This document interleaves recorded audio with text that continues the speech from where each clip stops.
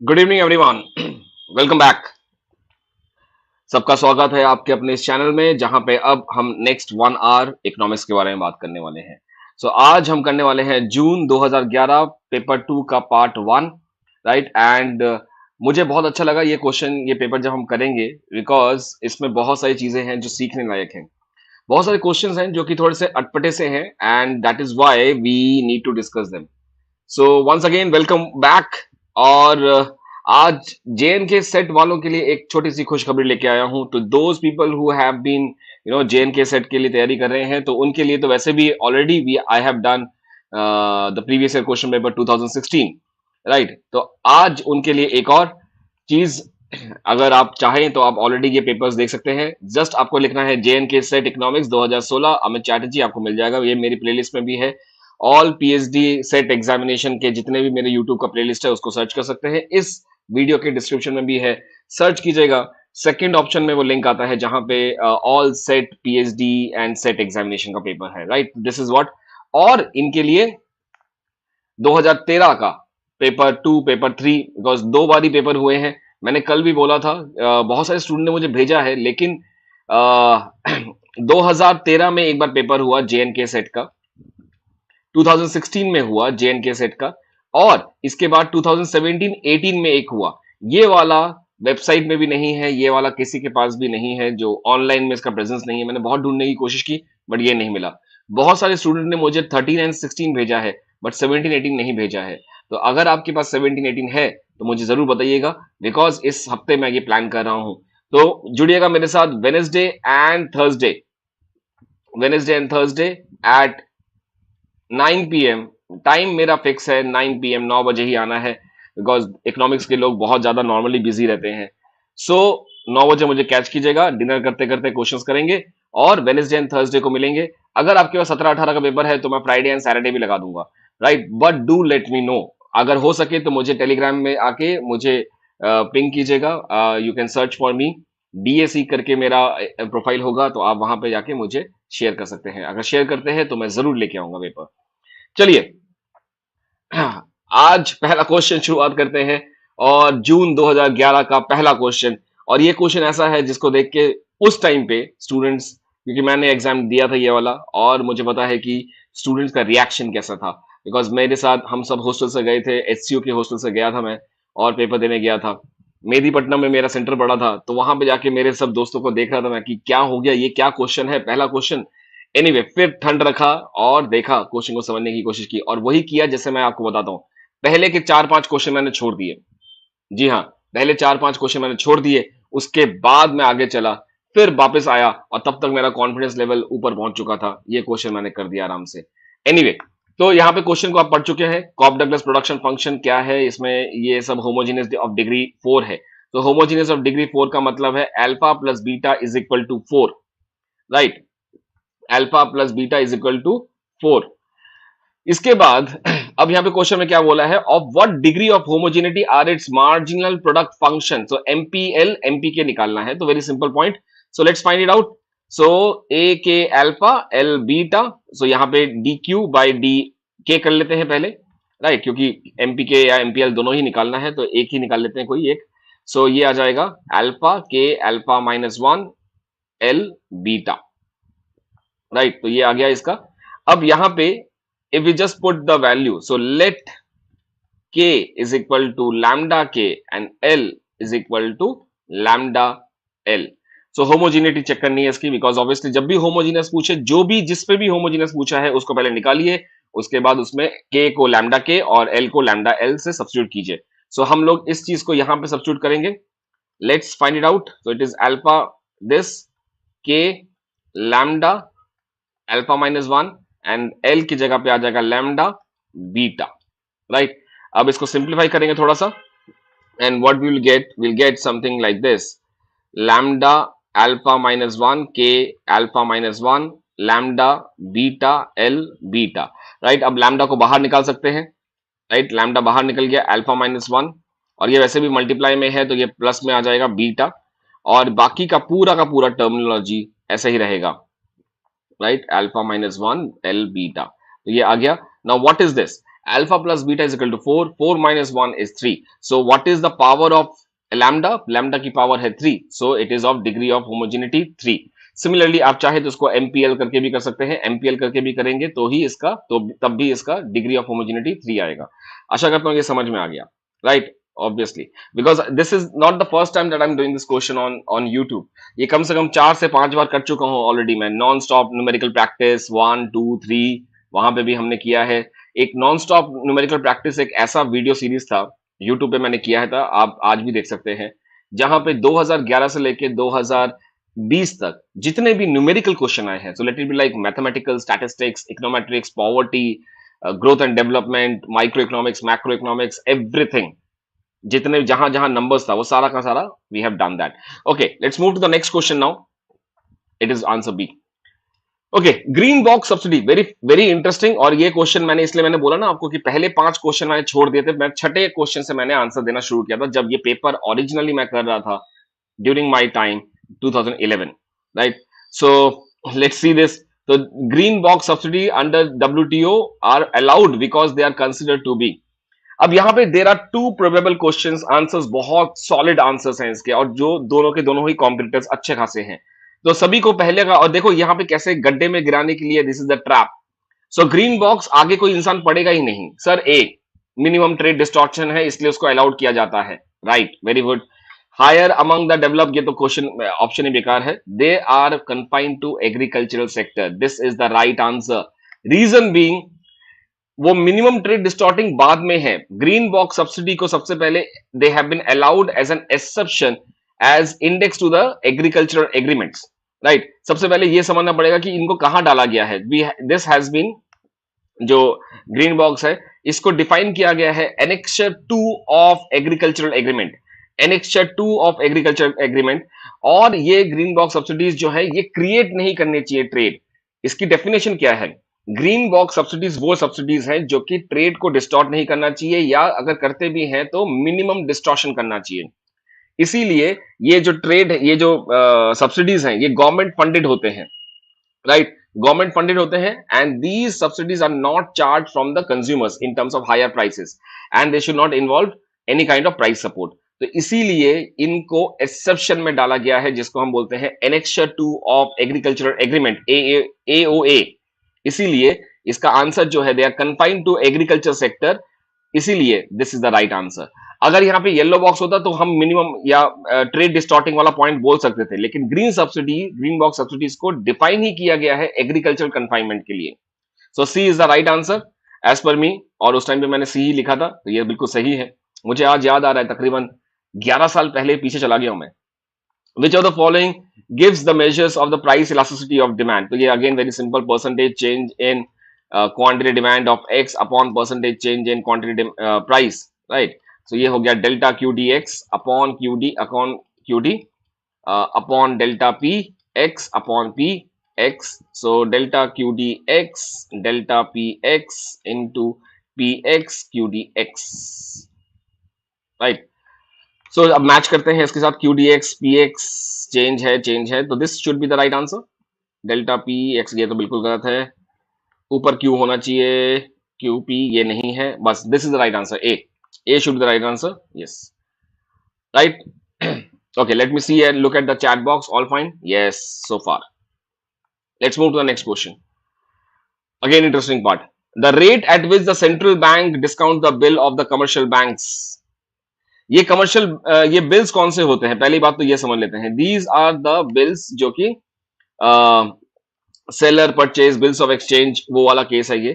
And this is again very simple, but अटपटा लग रहा है सुनने में ये, क्योंकि यार इतना सिंपल नहीं हो सकता ये क्वेश्चन, राइट? बट ये सिंपल ही है। This is the discount rate, right? The rate at which the central bank discounts the bills of the commercial banks, inter bank claims के हिसाब से ये जाना जाता है, वहां पे है discount rate. Now what is bill rate?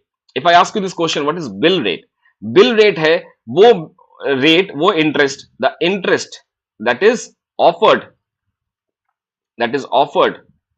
on T-bills या government securities या government bonds. सो ये है टी बिल्स, टी बिल के ऊपर जो रेट ऑफ इंटरेस्ट मिलता है, तो this is again the rate of interest but that is being offered by the government of India या गवर्नमेंट सिक्योरिटीज, गवर्नमेंट बॉन्ड्स या टी बिल्स पे जो मिलता है। सो ये है डिस्काउंटिंग रेट, इसका आंसर होना चाहिए। Interest rate lending rate is quite common, all of you must be knowing. आगे चलते हैं। If the economy is in liquidity trap, liquidity trap का मतलब है एलएम जो है वो हॉरिजॉन्टल शेप में है, राइट। अब जब एलएम हॉरिजॉन्टल में है, सो यहां पे सबसे पहले एक आईएस बना दीजिए, राइट, क्योंकि आईएस के बारे में कोई इंफॉर्मेशन नहीं है कि आईएस कैसा है, तो वी विल एज्यूम कि आईएस इज डाउनवर्ड स्लोपिंग।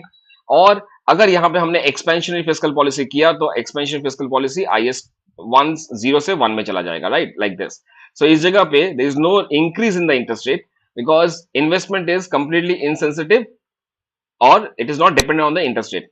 सो इस जगह पे what we have is full impact. So the fiscal policy will be more effective. यहां पे मॉनेटरी पॉलिसी का कोई इफेक्ट नहीं होगा। आप चाहे तो देख सकते हैं, अगर एलएम का मैंने ऐसे बनाया तो एलएम कब आई, दिस इज एलएम 0, राइट, और आईएस को मैंने ऐसे रखा। अब मान के चलिए यहां पे क्या हुआ कि एलएम कब शिफ्ट हो गया, राइट, बिकॉज मनी सप्लाई, या यहाँ पे अगर हम मॉनेटरी पॉलिसी को इंक्रीज करते हैं, राइट, तो in that case monetary policy will be increase like this, right. और ये देखिए सिर्फ इतना सा ही इंपैक्ट आया and this will be more effective, right, that's what the simple point is. So यहाँ पे the A will be the right answer, I think, yes. और इसके लिए if you want you can refer to this kind of, जो मैंने cheat sheet दिया था, I have also share this on Telegram one month back ago. तो ये सारी इंफॉर्मेशन है यहाँ पे, आप देख सकते हैं। Curves, monetary policy, fiscal policy, flatter IAS, effective, steeper, किस किस वजह से फ्लैटर होगा ये भी लिखा हुआ है, किस किस वजह से स्टीपर होगा ये भी लिखा हुआ है। फ्लैटर एलएम कब होगा, जब लो के, लो एच, के high, H low, and different policies कब कब इफेक्टिव होगी, जब आईएस वर्टिकल होगा या आईएस हॉरिजॉन्टल होगा, एलएम वर्टिकल होगा, एलएम हॉरिजॉन्टल होगा। So you have this entire range, right. Let's move to the next question. If the price consumption curve of a commodity is bending backwards, right? Again, very simple. Price consumption curve है, right? तो इसका मतलब है कि price change हो रहा है। तो एक बार मान लेते हैं कि ये ऐसा है, तो this is the original budget line, so it is, let it be B L, right. इसके बाद क्या हुआ, let price of X fall, so price of X fall, तो ये फॉल कर लिया हमने, राइट, तो ये हुआ। और उसके बाद दोबारा एक बार और फॉल करवाएंगे, राइट। नाउ बैकवर्ड बेंडिंग है, यानी कि आईसी कर्व जो है वो ऐसा, फिर ऐसा, फिर ऐसा होगा, right. So it should be like this somewhere, assume ये यहां से टच हो रहा है। सो this is a case of backward bending. यहां पे क्या हो रहा है, just give me a second.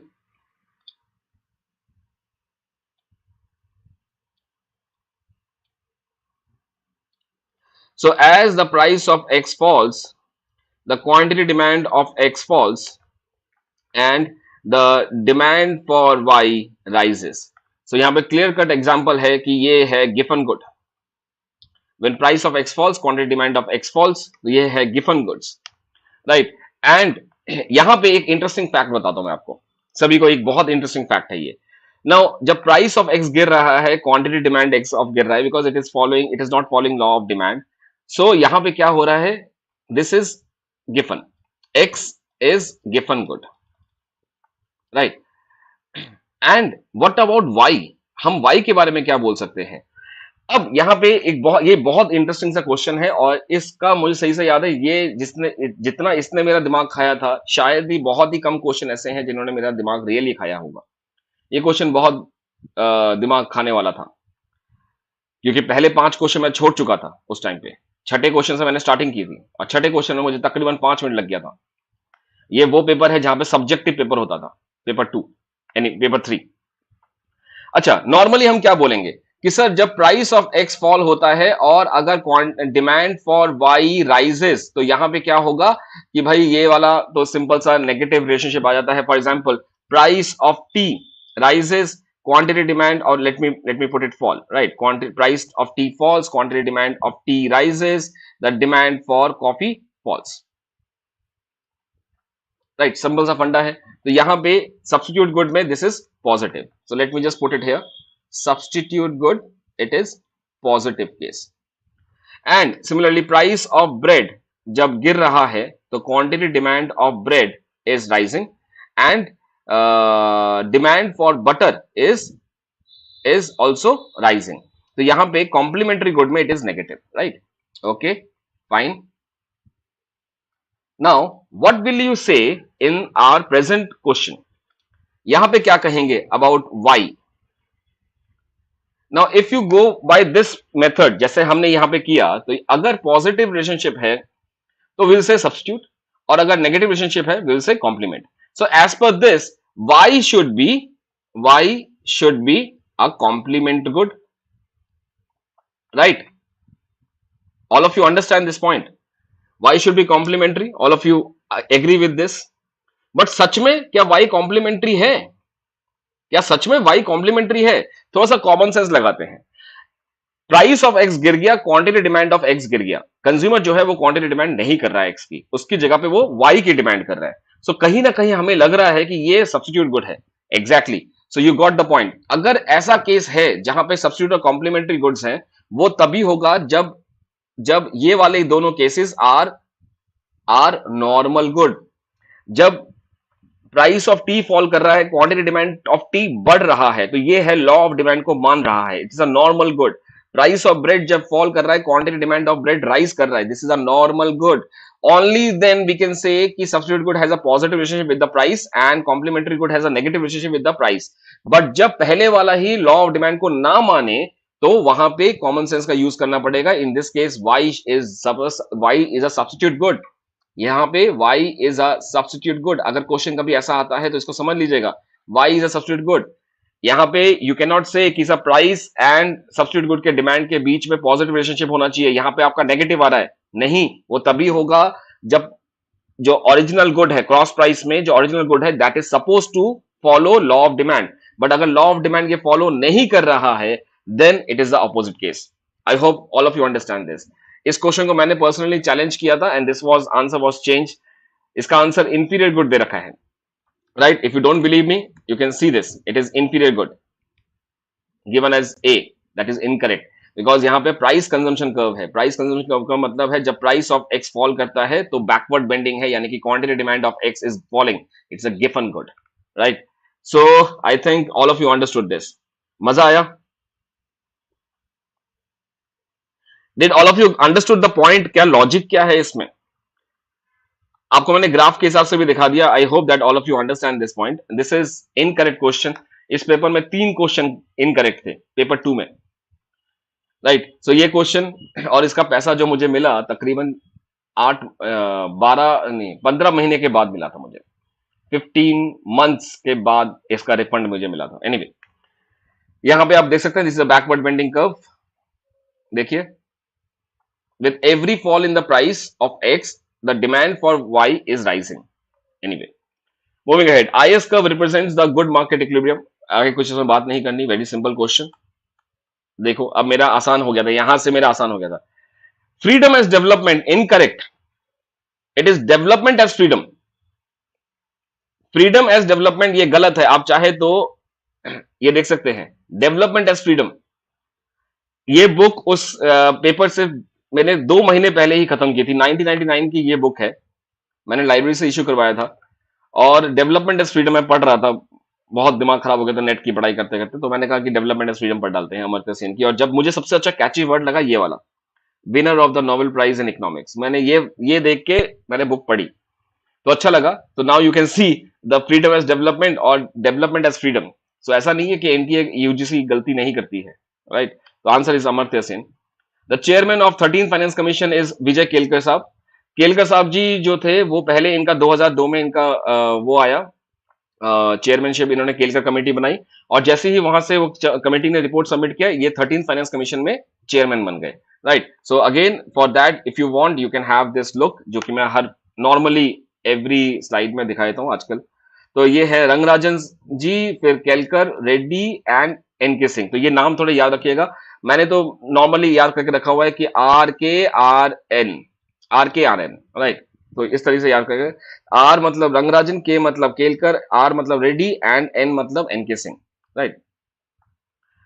Human Development Index was formulated by UNDP, United Nations Development Program. So again simple question. देखो मेरा तरीका हर जगह पे देखना, मेरा तरीका जो मैंने बताया आपको, अगर पहले का एक पैटर्न, अभी रिसेंटली वर्कशॉप में मैंने ये बताया था कि पेपर के दौरान अगर क्या आप पहचान सकते हैं कि पेपर का पैटर्न कैसा है, टिपिकलिटी कैसी है। अगर 2 क्वेश्चन या 3 क्वेश्चन लगातार ऐसे वाले आ जाते हैं तो डोंट लूज योर टेम्परमेंट, आप 3-4 और छोड़ दीजिए। वो गिराया गया है, वो बनाया गया है, गड्ढा बनाया गया है आपको गिराने के लिए। सो आप पहले बाकी सब कुछ करके फिर उसमें आइएगा।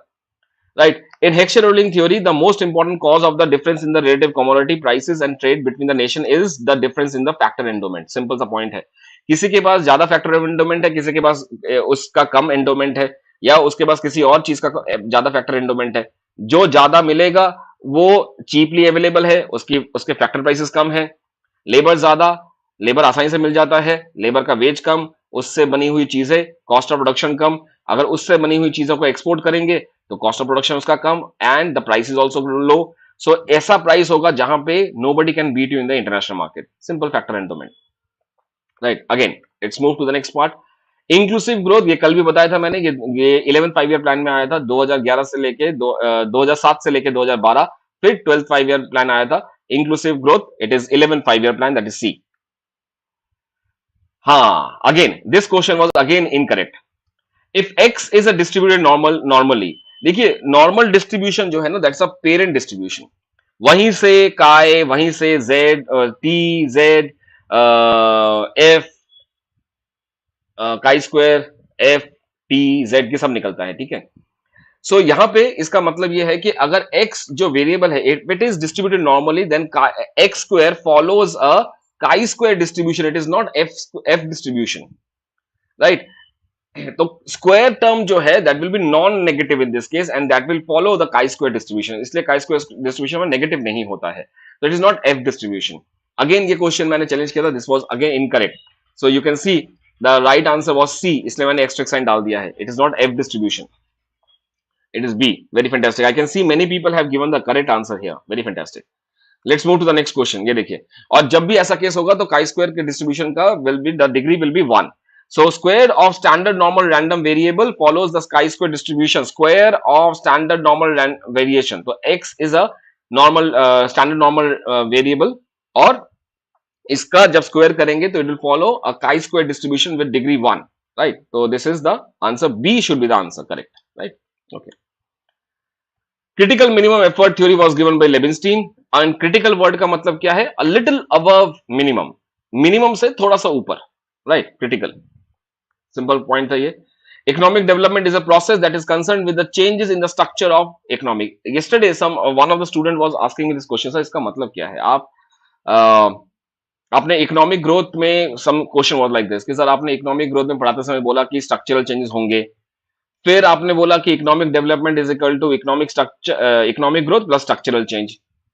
Now I have given a very fantastic answer. I think personally मैंने सोचा कि मैंने अच्छा आंसर दिया है वहां पे। तो ग्रोथ का मतलब क्या है, किसी इंसान का लंबा होना, राइट, और कुछ नहीं है। तो जब इकोनॉमिक ग्रोथ होती है, एक लड़का बड़ा होता है, मान के चलिए 5 साल, 6 साल, 8 साल, 9 साल, 10 साल, 11 साल, सर्टेन लेवल पे जाके उसके अंदर एक हार्मोनल सीक्रेशन होता है, राइट। हार्मोनल सीक्रेशन होने के वजह से हार्मोनल चेंजेस होते हैं, राइट। हार्मोनल चेंजेस होने की वजह से उसका डेवलपमेंट होता है, राइट। लंबा चौड़ा होता है, दाढ़ी आती है, राइट, ऑल दोस थिंग्स, ये हो गया। हार्मोनल चेंजेस की वजह से नाउ ही बिकम्स डेवलपमेंट। सो जब इकोनॉमी ग्रो कर रही है, इट ट्रिगर्स क्या ट्रिगर करता है, स्ट्रक्चरल चेंजेस। ये स्ट्रक्चरल चेंजेस को ट्रिगर करता है कि भाई निकलो, करो, राइट। बट ये तभी होगा जब एक लड़का जो है, मान के चलिए at the age of adolescence, तभी हार्मोनल सीक्रेशन हो रहे हैं, सही टाइम पे हार्मोनल सीक्रेशन होते हैं। उसी तरीके से जब इकोनॉमिक ग्रोथ बढ़ रहा है, तब स्ट्रक्चरल चेंजेस के लिए वो क्लिक कर रहा है उसको। जब स्ट्रक्चरल चेंजेस हो रहे हैं, स्ट्रक्चरल एडवांसमेंट हो रहे हैं, उसके बाद जब, याद रखना, इकोनॉमिक ग्रोथ निकलता ही तब है जब स्ट्रक्चरल चेंजेस हो रहे हैं, और फिर ये जब होता है उसके बाद it again push it back. Finally the result is economic development is equal to economic growth plus structural changes. जब ये हो चुका है तब, तो changes in the economic structure, यानी एग्रीगेरियन से वो बन गया सर्विस सेक्टर, एग्रीकल्चर से service sector, occupation structure changes from agriculture to service sector. तो economic development is the process that is concern with the growth plus the change in the structure of the economy. C answer.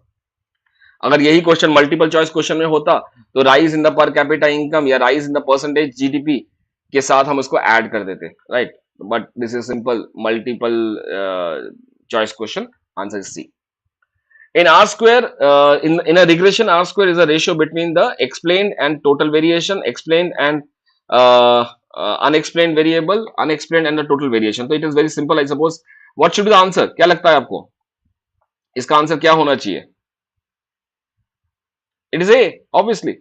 Explained and the total variation. R square is a ratio. It is explained upon total variation, right? So that is what the R square. A. अच्छा, ESS अलग अलग book में अलग अलग दे रखा है। ESS का कहीं पे दे रखा है एक्सप्लेन, कहीं पे दे रखा है एरर। सो यहां पे what I am talking about is the explained part, right? It is not the error.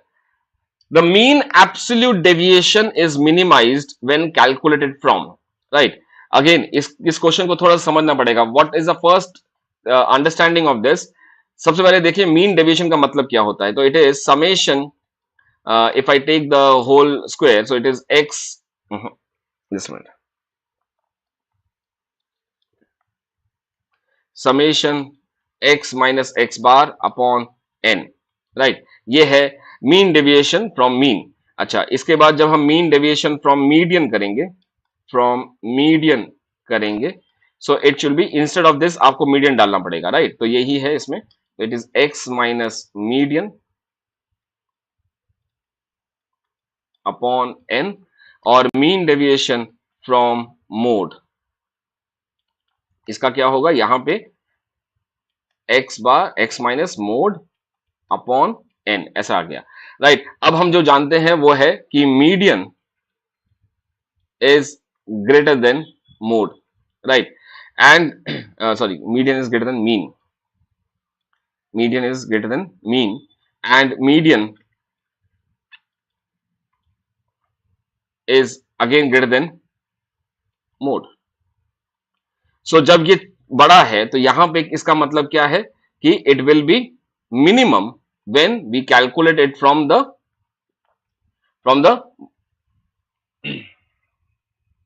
median. Yes, it is calculated from the median because यहां पे ज्यादा होगा, ज्यादा अगर यहां पे है, यहां पे कम कम अगर माइनस करेंगे तो ये ज्यादा हो जाएगा, तो it is minimise.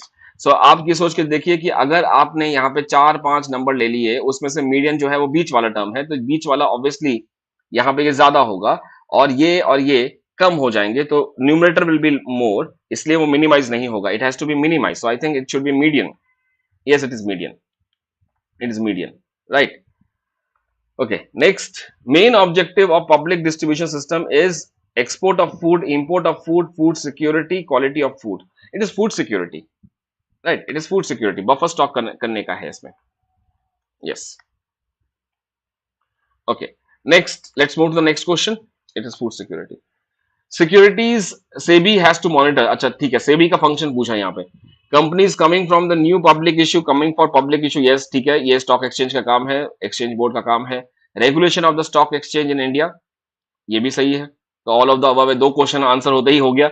Regulation of insider trading, insider trading का मतलब पता है, सभी ने देखा होगा ना, वो हर्षद मेहता का case.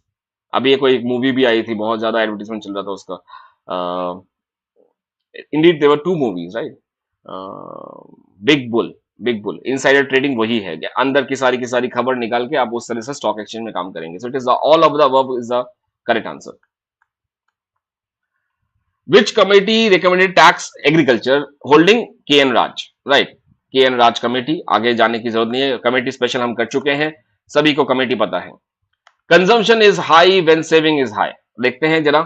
y is equal to C plus S, तो अगर c बड़ा है तो obviously it will be something like this. So मान के चलिए 10 is equal to 8 plus 2, right?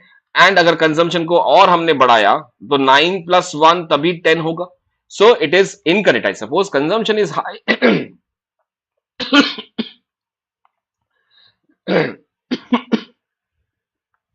Consumption is high,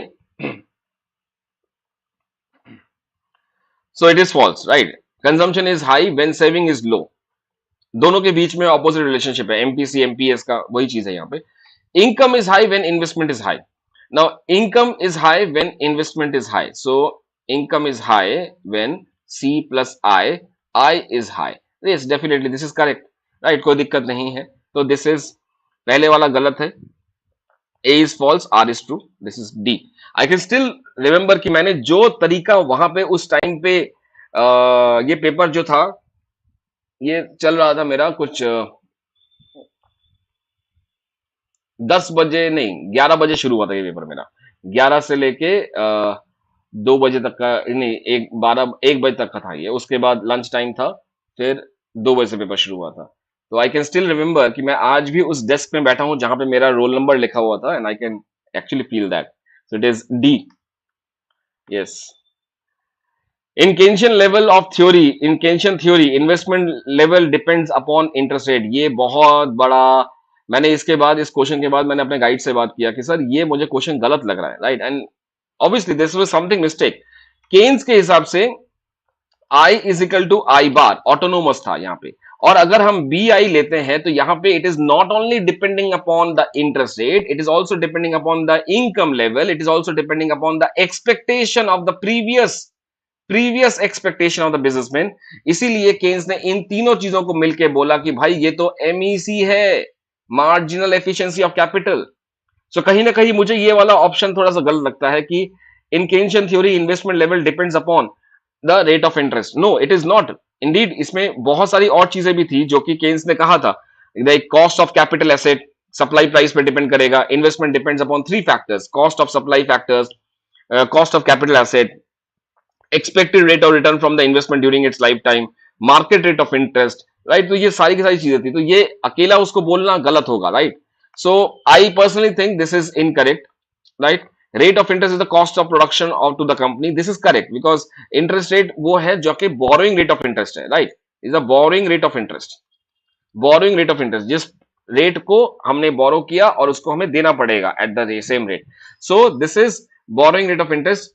और मान के चलिए बैंक से पैसा उठाया 6% पे, और उस पैसे को हमने मशीन में डाल दिया, मशीन जो है हमें 8% या 9% का रेट ऑफ रिटर्न दे रही है, return on investment. So this is interest rate, and return on investment जो है सपोज 9% है, तो फर्म्स ने 100 रुपीज 6% पे बैंक से बोरो किया, और रिटर्न ऑन इन्वेस्टमेंट के हिसाब से उन्होंने फर्म के मशीन में डाला, जहां पे they got the return as 9%। Out of that 9 they will pay 6 to the banks and 3 will be retain by them. So as per me, I think this should be Keynes in theory investment level depends not only in the rate of interest, it is balki expectation, cost of capital asset also. So I personally will make it wrong, right? So ये मैंने गलत किया है, और ये R is true मेरे हिसाब से ये होना चाहिए, बट आई थिंक ये क्वेश्चन उन्होंने चेंज नहीं किया था। So finally they have given the answer as B, right. So as per me R A is incorrect. आप लोग इसके ऊपर और तथ्य इकट्ठा कीजिए, and do let me know in the comment section what actually you think, because Keynes के हिसाब से तीनों चीजों को उसने एमईसी बोला था, marginal efficiency of capital. In case if you see Keynes के मल्टीप्लायर में भी, so he has always treated investment as autonomous investment, I bar.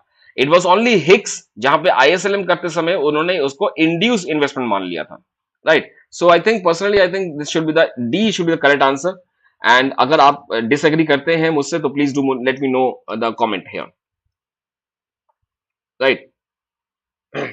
Okay, MEC is basically Gangadhar, MEC जो है that is basically the 3 things together, supply of cost of capital asset, interest rate and expectation, ये तीनों चीजों को मिला के it becomes MEC। ये है point. yes, anything else?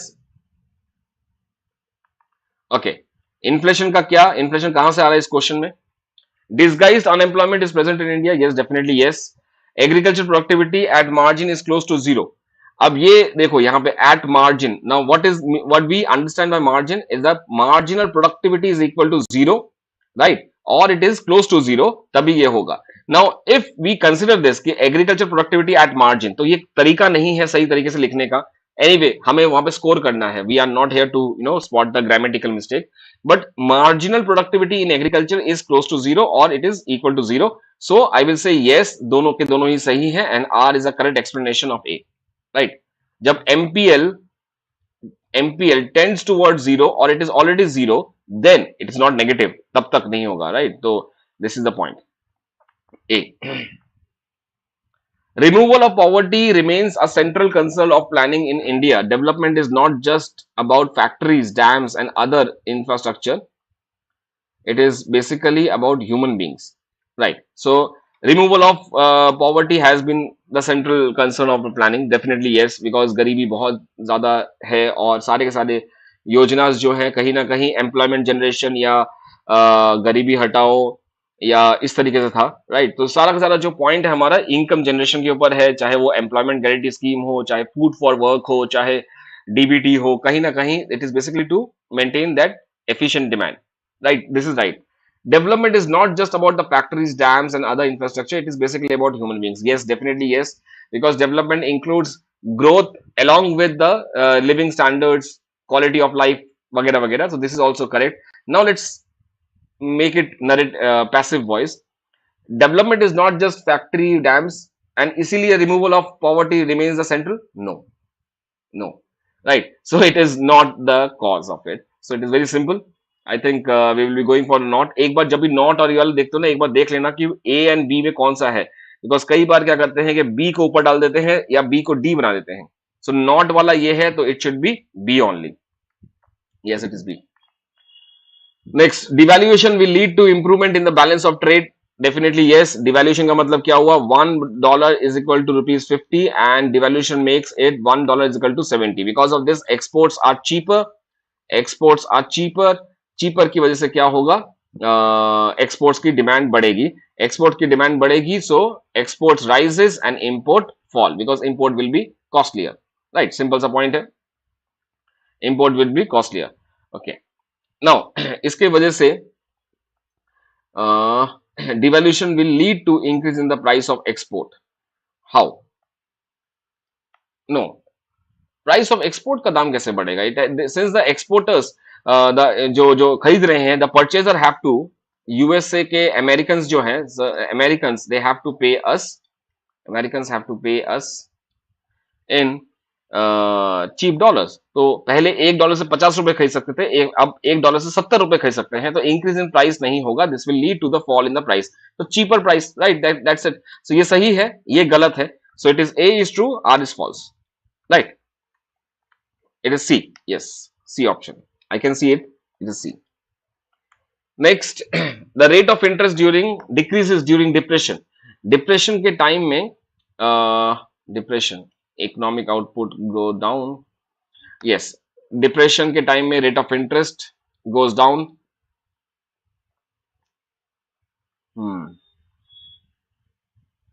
Depression means output जो है नीचे है, ठीक है। Yes. People are pessimistic during depression.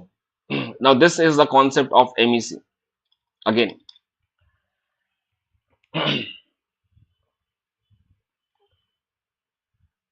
इसीलिए तो हुआ था 1929 का crisis.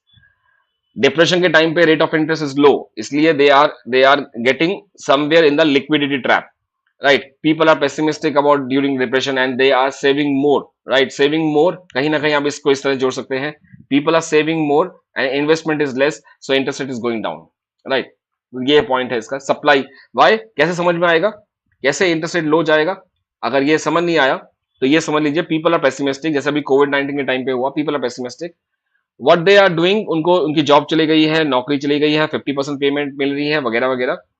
So what they start doing, they are not very certain about their future, इसलिए they start saving. When they start saving, what happens कि supply of loanable funds it increases. जब supply of loanable fund increase हो जाता है, right, तो इसका मतलब क्या है, सप्लाई ऑफ किसी भी चीज का दाम बढ़ेगा, किसी भी चीज की सप्लाई बढ़ेगी तो क्या होगा, the price of that good will fall. What is the price of investment और what is the price of saving investment, it is interest rate. तो जैसे सप्लाई ज्यादा होगा इंटरेस्ट रेट कम हो जाएगा, बिकॉज दैट्स द प्राइस। और इसकी वजह से क्या होगा, इन्वेस्टमेंट से, when saving is greater than the investment the interest rate will fall, and that's what the point, depression ज्यादा है, right. This is fine. People are pessimistic during depression. Definitely, that's why they save more and they consume less. Consume less, इसलिए demand कम. इसलिए अगर investment करते भी हैं तो output demand खींच नहीं पाता. So I will go with this A. Both A and R are true. R is the correct explanation of A. Reserve Bank of India raises money supply through purchase of security. ये open market operation है, ठीक है, open market operation. So RBI जो है ये general public. So it says it raises the purchase कर रही है, ठीक है. So RBI is purchasing. So purchasing का मतलब सिक्योरिटीज आरबीआई के पास गए, आरबीआई ने इनको रुपए भेजा, राइट, तो रुपए दिया. So in this case what happens, the liquidity, तरलता बढ़ जाएगी इकोनॉमी में, अर्थव्यवस्था में तरलता बढ़ जाएगी. So liquidity will rise, that implies money supply will rise, right. तो this is fine. It raises money supply through purchase of security in the bank, in the money, purchase of security in the money. क्या हो गया? Okay, just wait, just a minute. Purchase of security, it raises money supply. हाँ, ये ठीक है. Increase in the money supply may result in the expansion of investment and employment. Now how? Money supply जब increase होगा, so इसकी वजह से interest rate down जाएगा, इंटरेस्ट रेट डाउन जाएगा, इन्वेस्टमेंट बढ़ेगा, इन्वेस्टमेंट बढ़ेगा, डेल्टा के बढ़ेगा, डेल्टा के बढ़ेगा, मशीन्स आएंगी, प्रोडक्टिविटी इंक्रीज होगा, लेबर प्रोडक्टिविटी बढ़ेगी, एम्प्लॉयमेंट बढ़ेगी, एंड नेशनल इनकम बढ़ेगा. So this is correct. Yes. So both A and R, अच्छा, answer is also there. Both A and R correct and R is the correct explanation of A, right. Okay, skewness measures regression, नहीं, third moment, right. Skewness measures what? Symmetry. Symmetry. Kurtosis measure the flatness at the top of the frequency curve. Yes, peakness क्या है इसका, right? That is what maybe they're asking. So it is, kurtosis is about peakness, L, leptocratic, mesocratic, platocratic. So it is about this, right? So I will go ahead with this. This is correct. This is incorrect. So A is true, R is false, and this one D is correct. A is false, R is true, right? Sex ratio is below 1000 in India. 2011 का था, census आया था उस time पे, तो we can say yes. 933 was the answer that time. 933, yes, यही था. Sex ratio is above in is 1000 in Kerala, ये भी सही था. Child sex ratio in Kerala is low, ये याद रखिएगा. सेंसस के हिसाब से child sex ratio in Kerala is low, it is below 1000, right. So this is correct, this is correct, both of them are correct, but explanation नहीं है. So it is B. Real system is getting hanged. What was the answer? Yes, B. Okay, next. Demand curve is vertical when elasticity of demand is zero. Elasticity of demand is zero, right? So zero means like this, right? Elasticity of demand is equal to zero. Demand curve is vertical, ठीक है. Marginal utility of a product is increasing. Marginal product of is increasing. Marginal utility of a product is increasing. How? Marginal product, marginal utility, MU, it is falling, always falling. तो ये गलत है. It is falling, right?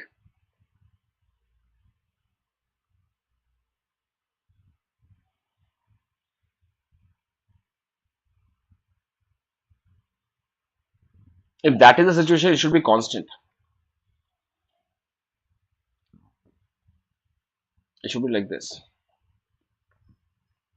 अगर demand curve vertically elastic है, vertically sloped है, normally देखो demand curve ऐसा है तो it is because of the following marginal utility. If demand curve is like this, it is implies the marginal utility is constant, right? And when demand curve is like this, it implies that the marginal utility is rising. So when mu is rising, it is upward sloping demand curve. So इसलिए this is correct, this is incorrect, right? I will go with A is true, R is false, right? A is true, R is false. Where this is the correct answer. Okay, again interesting part. हाँ, marginal utility जब rise करेगा तो demand का slope जाएगा ऊपर की तरफ, and when it is elasticity of demand is zero, then it is mu is constant, and when it is falling, mu is falling, right? Okay, that's it. आज 30 question कर लिए। आई थिंक आशा करता हूँ सभी को अच्छा लगा होगा। यस यस पंकज जी, मैंने वही बताया, mu is constant, right? Yes, आज we have done this. Now I want to take a break because next session we are going to do a lot of chronological question, right? इसके बाद chronology के question जो है next करेंगे हम। Now again catch me on Wednesday and Thursday, जब हम J and K set के क्वेश्चंस करेंगे, ठीक है? So Jammu and Kashmir question 2013, 2016 already I've done 16, now 13 will be doing it, right? So we'll be meeting on uh, wednesday wednesday at 9 p.m. and thursday at 9 p.m., right? Okay, so like, share, subscribe, need not to से।